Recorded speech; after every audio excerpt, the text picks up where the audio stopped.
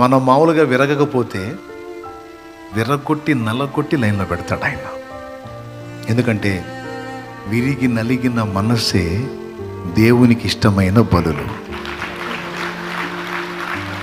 అర్థమైందా?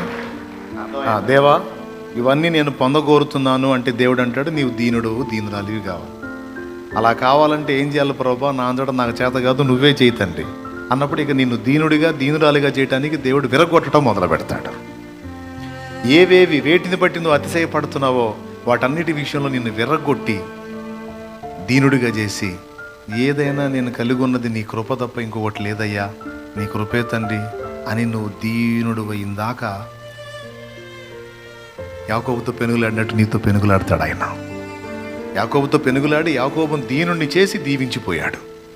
తెలుసా? యాకోబుని దీనుడిని చేసి దీవించిపోయాడు.